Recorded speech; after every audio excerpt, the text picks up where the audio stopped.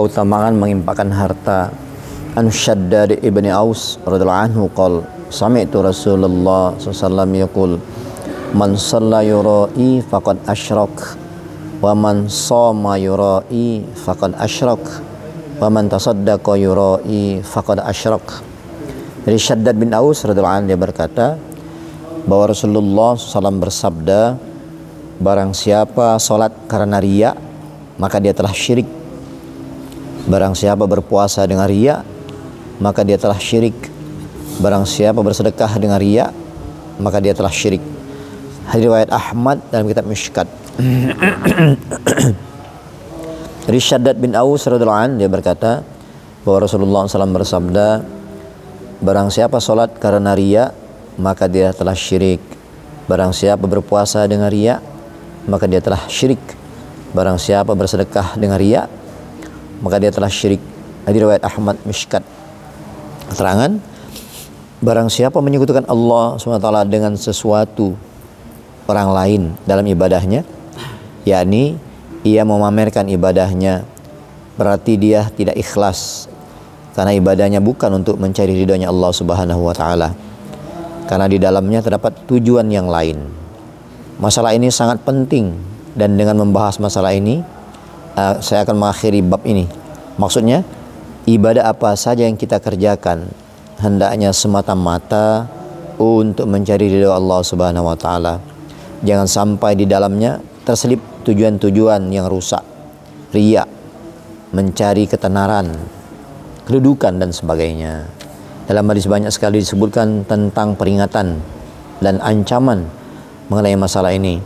Dalam hadis qudsi Allah Subhanahu wa taala berfirman, aku maha kaya dari sekian banyak sekutu.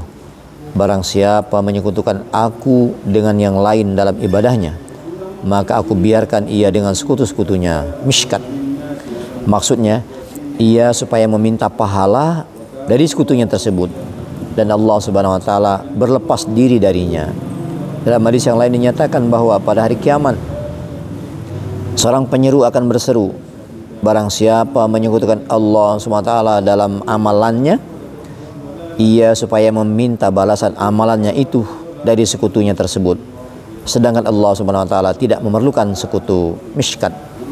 Abu Sa'id Al-Khudri radhiyallahu anhu berkata bahwa pada suatu ketika Rasulullah SAW datang kepada mereka. Abu Sa'id Al-Khudri berkata, Abu Sa'id Al-Khudri berserta para sahabat yang lain, pada waktu itu mereka sedang membicarakan tentang Dajjal. Rasulullah SAW bersabda, maukah kalian aku beritahu tentang sesuatu yang lebih aku takuti atas diri kalian daripada Dajjal? Mereka berkata, beritahukanlah ya Rasulullah. Rasulullah SAW bersabda, syirik khafi, syirik yang tersembunyi. Misalnya, seseorang yang sedang mengerjakan sholat, kemudian orang itu memanjangkan sholatnya karena dilihat orang lain.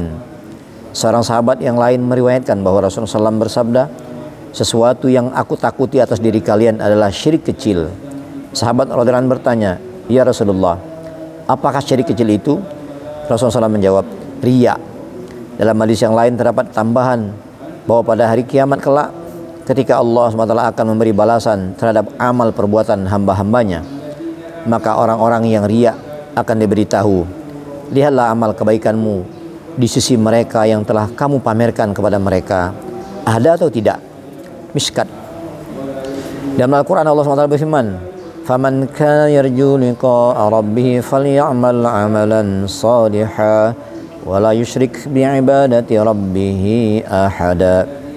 Barang siapa ingin menemui Tuhannya dan hendak menjadi kekasihnya dan mendekatinya, hendaknya dia beramal soleh dan janganlah dia menyekutukan dengan yang lain dalam menyembah Tuhannya. Al-Kahfi ayat 110.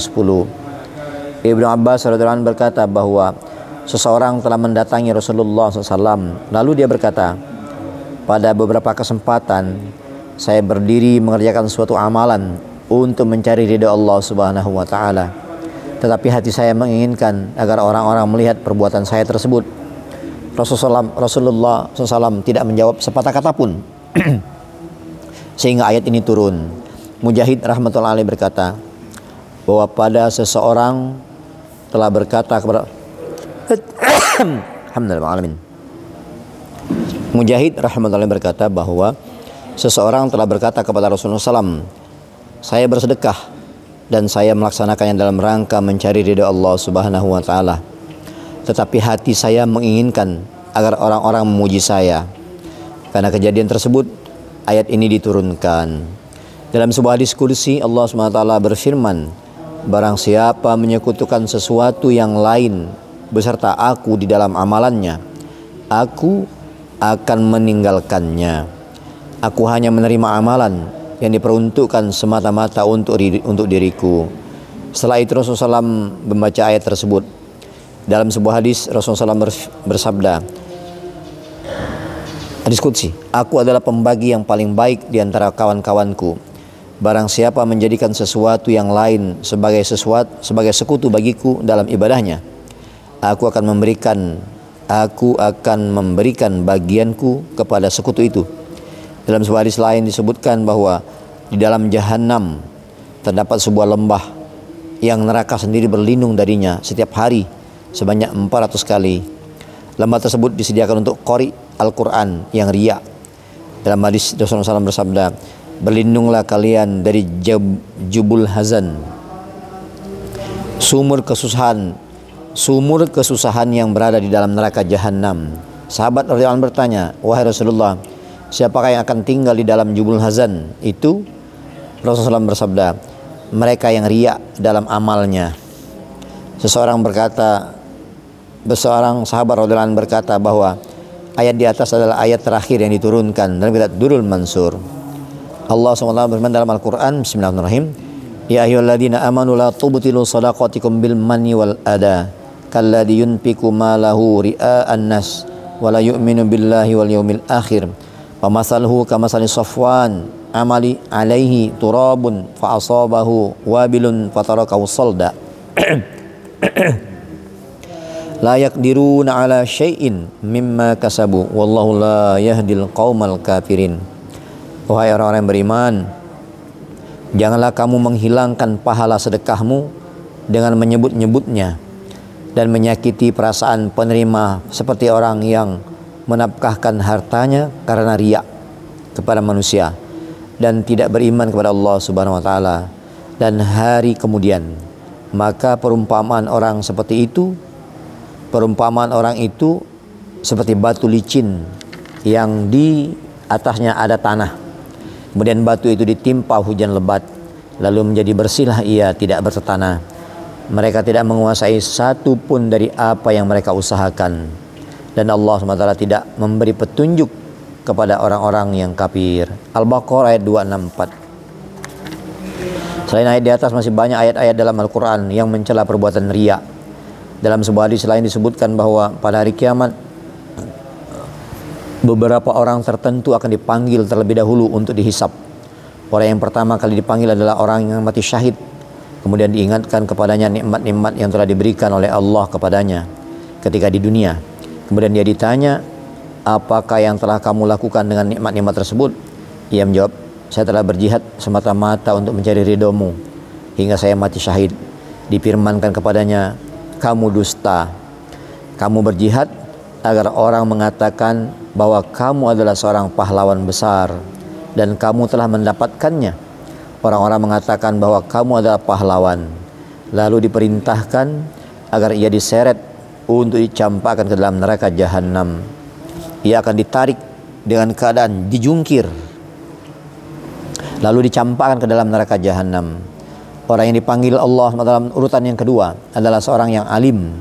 Setelah dipanggil oleh Allah SWT, diingatkan kepadanya tentang nikmat-nikmat Allah SWT yang telah dikaruniakan kepadanya selama di dunia. Kemudian ia ditanya, apakah yang telah kamu lakukan dengan nikmat-nikmat tersebut? Ia menjawab, saya telah mencari ilmu dan mengajarkannya kepada manusia karena mencari ridhomu. Saya juga telah membaca Al-Quran. Difirmankan padanya, kamu dusta. Kamu melakukan semua itu agar orang memanggilmu seorang ulama besar dan qori besar, dan orang-orang telah mengatakannya. Maka diperintahkan agar ia dicampakkan ke dalam neraka jahanam. Berdasarkan perintah tersebut, maka dia akan diseret dengan wajah tertelungkup untuk dicampakkan ke dalam neraka. Orang yang ketiga yang dipanggil oleh Allah SWT adalah seorang dermawan yang telah dikaruniai kekayaan harta benda di dunia. Ia akan dipanggil oleh Allah SWT dan diingatkan tentang nikmat-nikmat yang telah dikaruniakan Allah padanya selama di dunia. Kemudian dia akan ditanya, bagaimanakah kamu menggunakan nikmat-nikmat tersebut? Ia menjawab, saya belum pernah membiarkan kesempatan berlalu tanpa bersedekah untuk kebaikan yang engkau sukai. Maka difirmankan kepadanya, kamu dusta. Kamu melakukan itu semua supaya orang-orang mengatakan bahwa kamu seorang yang dermawan. Setelah itu ia diperintahkan untuk dimasukkan ke dalam neraka dengan muka tertelungkup ke tanah. Hadis riwayat Muslim dalam kitab Mishkat. Dalam hadis ini dan hadis-hadis yang serupa lainnya, walaupun yang disebutkan adalah satu orang, tapi maksudnya adalah segolongan orang.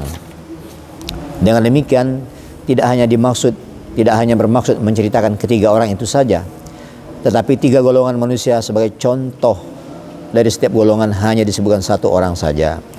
Selain hadis di atas, Rasulullah SAW juga telah menganjurkan kepada umatnya agar berhati-hati, tidak berbuat riya dan beramal semata-mata untuk mencari ridha Allah Subhanahu wa taala.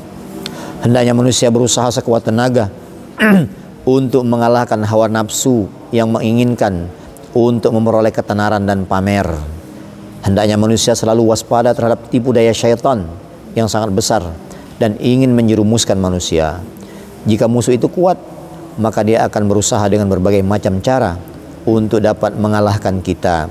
Kadangkala syaitan berhasil menghalangi seseorang dari beramal dengan memasukkan perasaan was-was ke dalam hatinya, yakni perasaan bahwa ia tidak ikhlas dalam beramal hingga dia tidak perlu beramal. Imam Ghazali rahmatullahi alaih berkata, pertama-tama syaitan akan menghalang-halangi manusia dari beramal baik. Kemudian dia memasukkan dalam pikiran manusia berbagai macam khayalan hingga dia tidak akan beramal. Akan tetapi jika manusia bersungguh-sungguh dalam melawan syaitan dan tidak menghiraukan larangan syaitan, maka syaitan akan berkata, jika dalam ibadahmu tidak ada keikhlasan, maka ibadah dan usahamu akan sia-sia. Bila dalam dirimu tidak ada keikhlasan, maka tidak ada manfaatnya kamu melakukan semua itu. Dengan memasukkan perasaan was-was seperti ini, syaitan menghalangi manusia dari berbuat baik. Dan bila manusia berhenti melakukan ibadahnya, maka syaitan telah berhasil mencapai tujuannya. Dalam kitab Ihya Ulumuddin. Oleh karena itu, hendaknya janganlah berhenti melakukan kebaikan hanya karena terlintas dalam pikiran bahwa kita tidak ikhlas. Oleh karena itu, hendaknya janganlah berhenti melakukan kebaikan hanya karena terlintas dalam pikiran bahwa kita tidak ikhlas dalam mengamalkannya. Akan tetapi, kita harus senantiasa berusaha ikhlas dalam melakukan kebaikan dan selalu berdoa agar Allah Subhanahu wa taala dengan kemurahannya menjaga kita hingga amal kita tidak rusak dan sia-sia. Wa ma dzalika 'ala Allahi bi'aziz. Insyaallah yang mulia kita dengar, kita baca sudah menjadi iktibar.